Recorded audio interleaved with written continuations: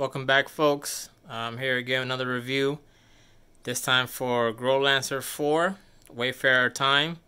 It's a PSP game. I'm playing on the PS Vita TV. I'm just going to show you a quick review and gameplay as well. I've been working on this game for almost 11, 12 months. I can't remember when I even started this. It's been so long. I've been dying to actually show this off because I'm actually in love with this game, but also have a love-hate relationship with it because it's brutally difficult, very difficult strategy RPG. Like I said, it's the fourth game. I never played the first, second, or third because they're actually not available here in the US digitally in the PlayStation store. But I'll go ahead and just show you the intro here real quick. It's very well animated, very well scripted game.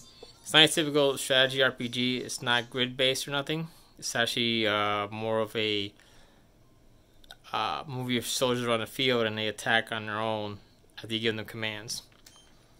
So I'm going to show you a part way later in the game. I hate to do this, but that's the only part I can get around to showing you.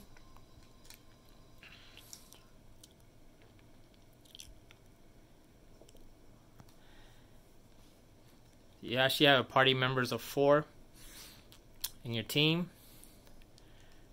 Right now I'm at home base, which is your home base later on in the game. You don't get this on until later on in the game.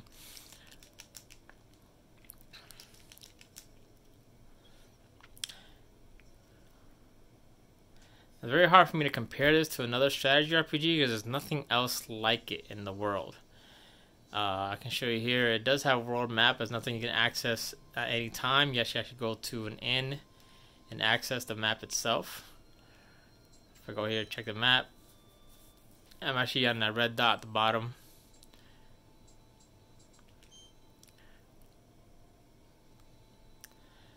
But that's as far as you get as a map. Nothing else. Everything else you pretty much gotta just remember where to go and know which part of the game mission structure or side quest you have to go through. The game has over 40 endings as far as I know. I did not actually beat the game. I've tried 4 times to beat the final boss, and my ending, and actually is a tough boss because I have to fight him twice, different stages, and it's just too brutally difficult, like I said.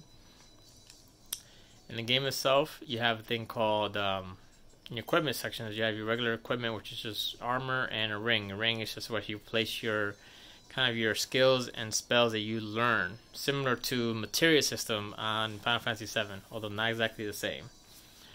So for instance, over here I put one called Knack level 3, and with that I learn top left, magic defense up, and dash until it gets to the master level. The bottom on left is what other skills I can learn from the items I can learn on the right, the stones, which is what they're called. Some can't be learned, like this one here. I can't learn quick cast or cast a guard for the specific character. This is your main character here. Her name is Crevenale. Of course, I already named them. And you get other party members as well, which I can switch on a fly. And not a fly. I can switch on home base during most parts of the game. Once you've actually obtained those characters. Some, I think 1 or 2 do not join your party depending on what you choose, but for the most part you get all of them pretty easily. I'm going to show you the battle system real quick. Hold on. This is not a good example. I was not even prepared for that. Pretty much like a strategy RPG, you get your commands to each of your characters, and they all go up against the creature or character they're fighting against.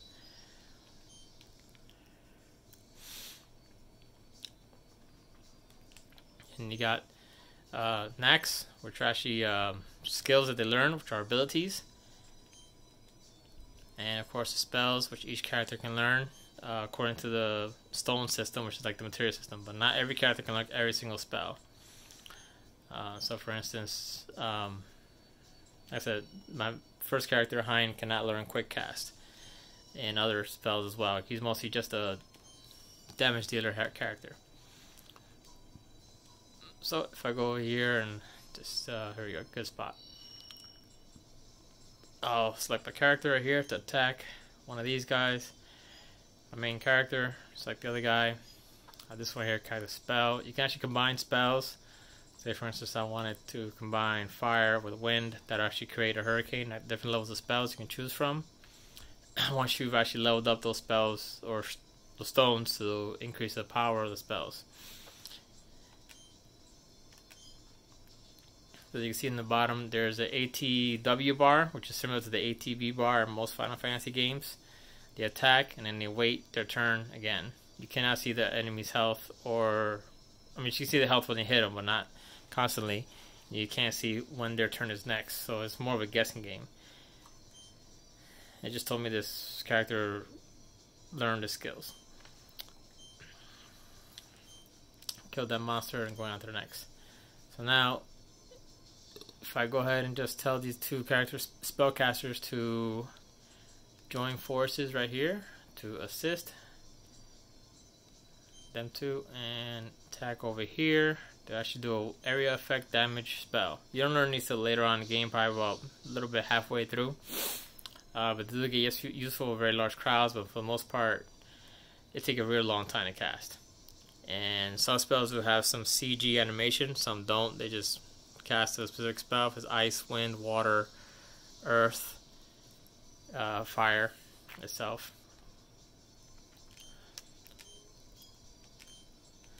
The reason I love this game so much is that it's very challenging. There's no grid base. You just direct your characters to do what they gotta do: defend, attack, or cast spell, or use an item themselves. The knacks right here, these are all the different knacks they can tell them to use. For instance, dash would just run to the other side of the screen or wherever they want to go quickly. If I tell him to move over here, he'll move over there pretty quickly. If I tell her to,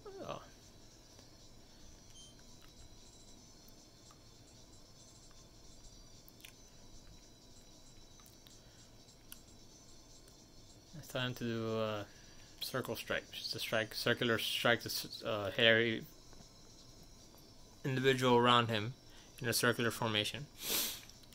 And that's the battle system. There's not much to it. I mean, it does get very complex over time and in boss battles, but I really love this game. This game is just really super dope.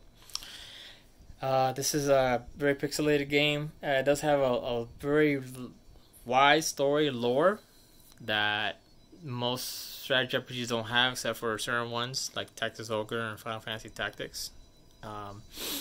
It's taking me over 80 game hours, but like I said, over a period of 11-12 months to actually get close to the ending boss game. I spent 7 or 8 hours grinding before the boss to even get enough experience points to get to that point, because it was so difficult. For the most part, I will actually give this game a 7 out of 10 only because of extreme difficulty.